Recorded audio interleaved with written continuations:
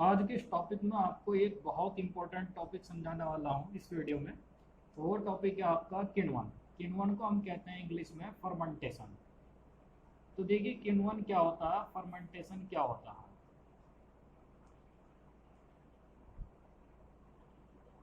सबसे पहले हम इसकी हेडिंग लिखते हैं यहाँ पर।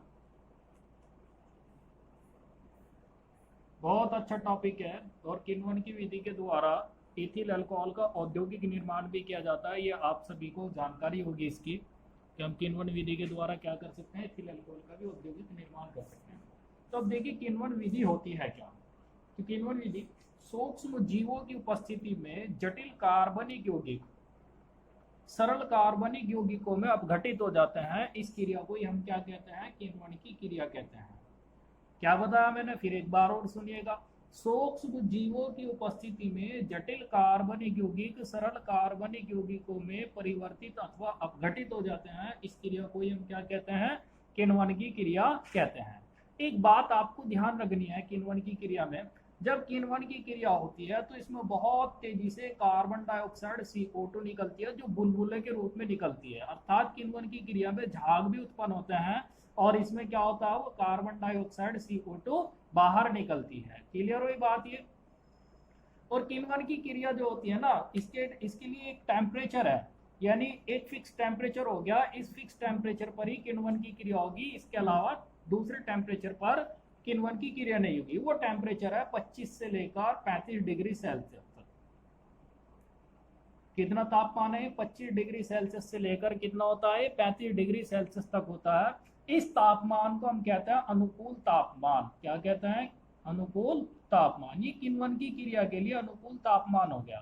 क्वेश्चन आ जाता है और पूछा जाता है, मल्टीपल चॉइस क्वेश्चन में आ जाता है, कंपटीशन में भी आ जाता है, किण्वन की क्रिया के लिए अनुकूल तापमान कितना होता है। तो ये आपको ध्यान में रखना है, ये जो तापमान होता है ना, वो 25 से लेकर 35 डिग्री सेल्सियस तक होता है। कितना होता है, 25 से लेकर 35 डिग्री सेल्सियस तक ये तापमान होता है। अब इसका एक एग्जाम्पल लेंगे किण्वन की क्रिया का। देखिए एग्जाम्पल हम लिखते हैं यहाँ पर, उदाहरण के तौर पर। मैंने भी बताया किण्वन की विधि से हम क्या कर सकते हैं, एथिल अल्कोहल अर्थात एथेनॉल का निर्माण कर सकते हैं। मतलब जो शराब बनती है तो किण्वन विधि के द्वारा ही बनती है। इसी तरह से दूध जो खट्टा होता है वो भी किण्वन विधि से होता है। दूध से जो दही बनती है वो भी क्या होता है, किण्वन की विधि होती है। इसी तरह से दही से दुर्गंध का जो आना होता है वो भी किण्वन विधि से ही होता है। उदाहरण हो गया इसका कि गन्ने की शर्करा लेंगे और गन्ने की शर्करा का तनु विलयन लेंगे। तनु विलयन मतलब 5 से 10% तक इसका तनु विलयन होना चाहिए। ठीक है ना। जो गन्ने की शर्करा होती है, गन्ने की शर्करा को हम एक तरह से सुक्रोज कह सकते हैं। और जो इसका फॉर्मूला होता है ना, वो होता है C12H22O11। ये इसका फॉर्मूला होता है। अब हम इसमें क्या करते हैं, गन्ने की शर्करा में यीस्ट मिला देते हैं, खमीर मिलाते हैं। क्या मिलाते हैं, खमीर। खमीर में आप जानते हो तो 3 तरह के एंजाइम होते हैं। 3 तरह के जो एंजाइम होते हैं, एक तो इसमें इन्वर्टेस एंजाइम होता है, दूसरा जाइमेस होता है और तीसरा जो होता है ना, इसमें माल्टेस एंजाइम होता है। अब ये जो गन्ने की शर्करा हो गई, यानी जो सुक्रोस हो गई, सुक्रोस एक जटिल कार्बनिक यौगिक हो गया एक तरह से। ये जल अपघटित हो जाता है खमीर में उपस्थित इन्वर्टेस एंजाइम के द्वारा। किसके द्वारा, इन्वर्टेस एंजाइम के द्वारा ये जल अपघटित हो जाता है। और ये जो जल अपघटित होता है ना, एक तो ग्लूकोज में जल अपघटित हो जाता है और दूसरा फ्रक्टोज में अपघटित होता है। ग्लूकोज का जो फॉर्मूला होता है वो C6H12O6 होता है। और यही जो फॉर्मूला होता है फ्रक्टोज का होता है। फ्रक्टोज का भी फॉर्मूला क्या होता है, C6H12O6 होता है। ये क्या बना है, ग्लूकोज। और ये क्या बना है यहाँ पर, फ्रक्टोज। क्लियर होगी बात।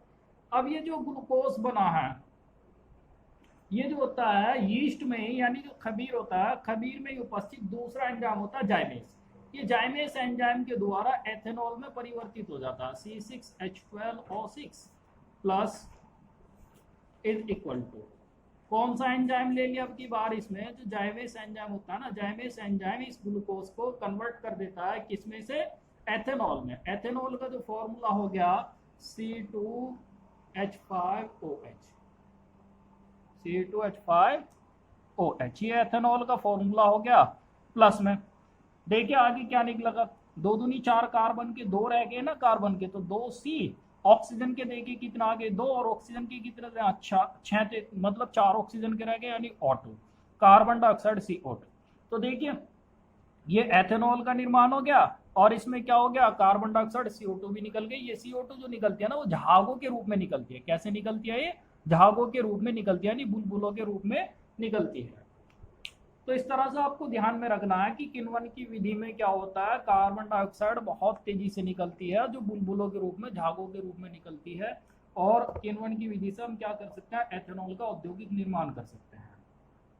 आप समझ गए होंगे किण्वन की विधि को।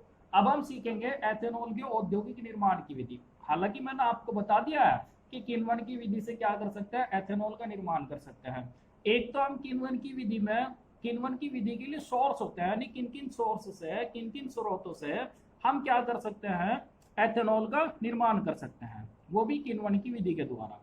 किण्वन, एक तो हम गन्ने की शर्करा का किण्वन कर सकते हैं, ठीक है ना। गन्ने की शर्करा का किण्वन कराने पर भी क्या हो जाता है, जैसे मान लो ये हो गया सुक्रोज हो गया, सुक्रोज में हमने यहाँ पर एग्जाम्पल लिया, तो इससे क्या हो गया, सुक्रोज से प्राप्त हो गया हमें एथेनॉल। दूसरा कर सकते हैं हम शीरे से एथेनॉल का निर्माण कर सकते हैं, शीरे से एथेनॉल का निर्माण कर सकते हैं। अब शीरा क्या होता है ये आपको मैं बताऊंगा, पहले मैं इसे क्लियर कर देता हूं। अभी शीरे से एथेनॉल का निर्माण हम सीखेंगे। देखिए किण्वन की विधि से एथेनॉल के निर्माण के लिए हमने 2 सोर्स यहाँ पर लिखे हुए हैं, 2 स्रोत लिखे हुए हैं। एक तो हम शीरे से एथेनॉल का निर्माण कर सकते हैं, दूसरा हम क्या कर सकते हैं, स्टार्च युक्त पदार्थों जैसे आलू, चावल, मक्का, जौ आदि से भी हम क्या कर सकते हैं, एथेनॉल का निर्माण कर सकते हैं। लेकिन होता है इनका किण्वन, मतलब शीरे से जब एथेनॉल का निर्माण करना होगा तो शीरे का किण्वन कराना होगा। स्टार्च युक्त पदार्थों से अगर हमें एथेनॉल का निर्माण करना होगा तो हमें इनका ही किण्वन कराना होगा। किण्वन का मतलब हम ये भी कह सकते हैं एक तरह से सड़ाना, किण्वन को क्या कह सकते हैं हम, एक तरह से सड़ाना भी कह सकते हैं हम, ठीक है ना। तो अब देखिए हम लेंगे यहाँ पर शीरे से एथेनॉल का निर्माण, क्या लेंगे, शीरे से एथेनॉल का निर्माण। अब शीरा क्या होता है सबसे पहले इसको हम बताएंगे। देखिए जो चीनी मिल होती है, हम कह सकते हैं चीनी बनाने वाले जो कारखाने होते हैं, शर्करा के जो कारखाने होते हैं, अब इसमें चीनी मिलों में चीनी के क्रिस्टल अलग कर लिए जाते हैं, और चीनी के क्रिस्टल अलग करने के बाद एक लाल भूरे रंग का एक चाशनीदार द्रव बचता है, जिसे हम क्या कहते हैं, शीरा कहते हैं। इसे मात्र द्रव भी कह सकते हैं, हम क्या कहते हैं, इसे शीरा कहते हैं। और इसमें, इस शीरे में लगभग 20 से 35% तक शर्करा होती है। कितनी शर्करा होती है इसमें, 20 से 35% तक इसमें शर्करा होती है, ग्लूकोज होता है और फ्रक्टोज होता है।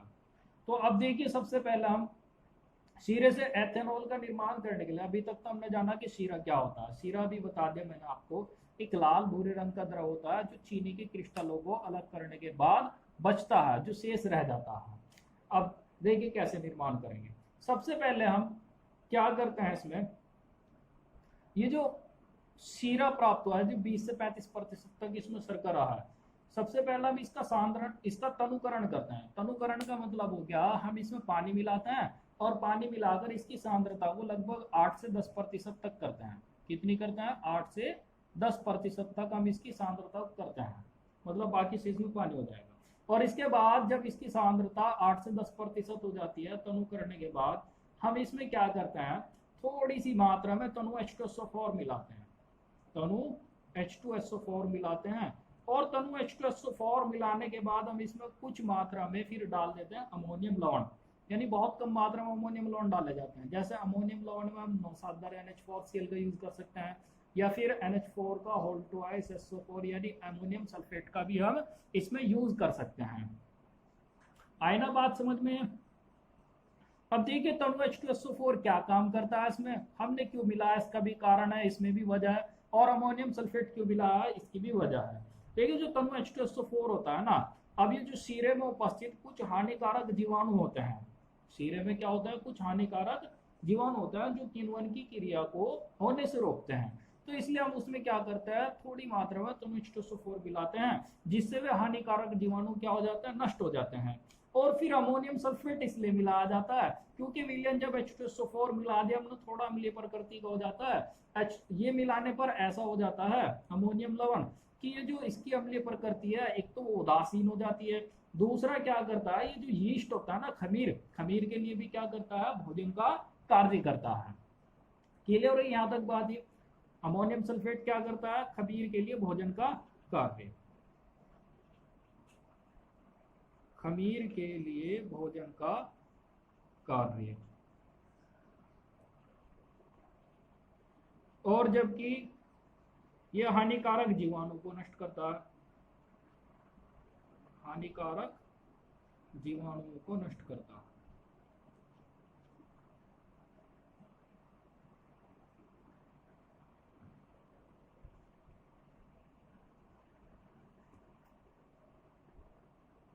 अब देखिए, जब हमने इसमें ये मिला दिया, हानिकारक जीवाणु नष्ट हो गए, और फिर हमने अमोनियम सल्फेट मिला दिया, तो एक तरह से जो विलयन प्राप्त होगा, अब उस विलयन को हम क्या करते हैं, बड़ी बड़ी टंकियों में भर देते हैं।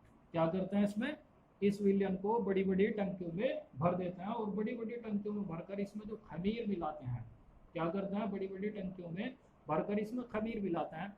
अब खमीर में 3 तरह के एंजाइम होता है, जिससे मैंने आपको बताया था। एक तो क्या होता है इसमें, इन्वर्टेस एंजाइम होता है, दूसरा क्या होता है, जाइमेस एंजाइम होता है, और तीसरा क्या होता है इसमें, माल्टेस एंजाइम होता है। लेकिन यहाँ पर खमीर में 2 ही तरह के एंजाइमों का यूज किया जाता है इसमें। अब वे कौन कौन से होंगे ये आपको मैं बता दूं। देखिए,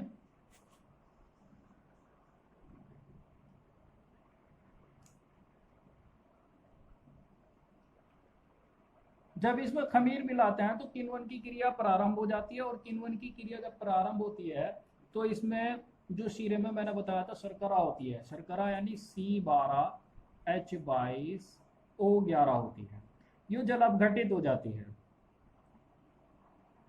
जल से रिएक्शन कर देंगे इन्वर्टेस एंजाइम के द्वारा, इन्वर्टेस एंजाइम के द्वारा ये जल अपघटित हो जाती है। और जल अपघटित होती है एक तो ग्लूकोज C6H12O6 में, और दूसरा जो जल अपघटित होती है फ्रक्टोज में होती है। फ्रक्टोज हो गया तुम्हारा C6H12O6, फॉर्मूला वही होगा, ये फ्रक्टोज का तुम्हारा फॉर्मूला हो गया। क्लियर हुई यहाँ तक बात? ये अब ये जो ग्लूकोज हो गया C6H12O6, ये जो ग्लूकोज हो गया, ये जाइमेस एंजाइम के द्वारा, जो इसी में उपस्थित होता है खमीर में, जाइमेस एंजाइम के द्वारा ये एथेनॉल में कन्वर्ट हो जाता है। एथेनॉल का फॉर्मूला होगा 2C2H5OH, ये एथेनॉल का फॉर्मूला हो गया। और इसमें कार्बन डाइऑक्साइड भी बहुत तेजी से बनने लगती है बुलबुलों के रूप में। लेकिन ये जो एथेनॉल बना है ना यहाँ पर, ये कंप्लीटली प्योर नहीं होता। हम ये नहीं कह सकते कि ये जो हैगा ये सारा एथेनॉल ही होता है, एथिल अल्कोहल ही होता है, बल्कि इसमें हम ये कह सकते हैं कि अधिक मात्रा में जो द्रव बचता है ना ये लास्ट में, इसमें अधिक मात्रा में एथेनॉल होता है। इसे हम वाश कहते हैं। क्या कहते हैं इसे? वाश। इसे कहते हैं हम वाश। अब इसमें अधिक मात्रा में एथेनॉल होता है, और उससे कम मात्रा में इसमें क्या होता है, ग्लिसरॉल होता है। मतलब ये कह सकते हैं इसमें 6 से 10% तक एथेनॉल होता है, जबकि 2 से 5% तक इसमें ग्लिसरॉल होता है। तो अब इसलिए हमें क्या करना होता है, ग्लिसरॉल वगैरह अलग करना होता है, जिससे हमें कंप्लीटली प्योर क्या मिल जाए, एथेनॉल मिल जाए। तो इसके लिए हम इसका क्या करते हैं, ये जो वाष्प प्राप्त हुआ है इसका आसवन कराते हैं, और इसका आसवन किया जाता है कॉफी के भभके के द्वारा, इसका आसवन किया जाता है। देखिए, आसवन की आसवन की विधि में एक ही बार आपको समझा दूंगा। जब हम इसका एक अभी तो हमने एक ही सोर्स लिया, एक सोर्स से हमने इसका निर्माण किया, जब हम दूसरे सोर्स से भी एथेनॉल का निर्माण करेंगे तब वो समझाने के बाद मैं दोनों ही विधि में, क्योंकि उसमें भी वाष्प के आसवन की जरूरत पड़ती है और इसमें भी वाष्प के आसवन की जरूरत पड़ती है, दोनों ही विधि में एक ही बार आपको वाष्प के आसवन की विधि समझा दूंगा। तो ये एथेनॉल के औद्योगिक निर्माण की विधि है।